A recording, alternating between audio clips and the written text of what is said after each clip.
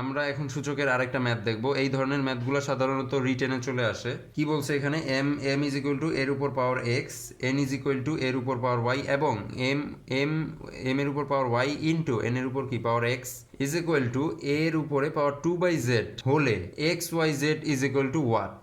তাহলে আমরা এখানে দেখতেছি যেহেতু এখানে এম এর মান দেওয়া আছে আর এন এর মান দেওয়া আছে, আর এখানে বলা হয়েছে এম এর পাওয়ার ওয়াই ইন্টু এন এর power X is equal to A 2/z। তাহলে আমরা এই পোর্শনটা ধরেই করা স্টার্ট করতে পারি। যেহেতু এম এর মান আমরা এখানে পাবো এ এক্স আর এন এর মান পেয়ে যাইতেছি এ ওয়াই, তাহলে আমরা মানগুলো বসাই দিব। তারপরে আর এখানে অ্যান্সারগুলো আমাদের অপশন দেওয়া আছে 1 0 2 3, এগুলো অপশন, অ্যান্সার কোনটা হবে আর কি। আচ্ছা, এটা করি তাহলে আমরা, তাহলে এটাকে প্রথমে আমরা তুলে নিব ওই ওই ওই অংশটাকে। এম এর উপর পাওয়ার ওয়াই ইন্টু এন এর উপর power X is equal to এ, তার উপরে কি পাওয়ার 2/z। আচ্ছা, তাহলে আমাদের বের করতে হবে কি X Y Z is equal to what.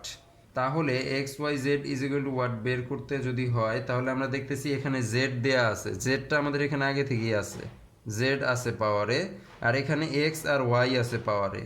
আর এখানে যদি আমি এম এর মানটা বসাই, এখানে আরেকটা এক্স আসবে আর একটা ওয়াই আসবে, দেখি।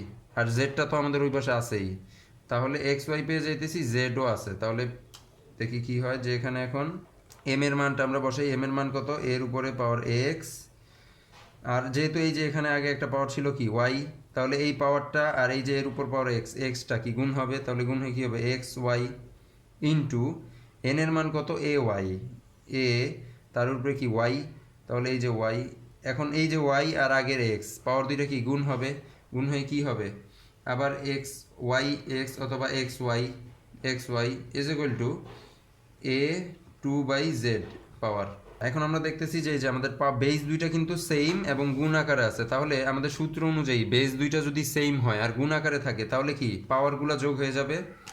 তাহলে পাওয়ারগুলো যোগ হয়ে গেলে কি হচ্ছে এখানে, যে এ X Y plus X Y সমান সমান কত, এ ওখানে 2 তারপরে জেড পাওয়ার।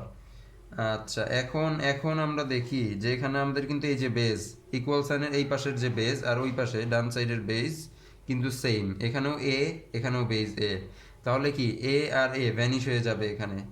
আর এখানে কি পাওয়ার কি আছে, X plus Y plus X plus X Y plus X Y, আর এদিকে 2/z এখানের পাওয়ার।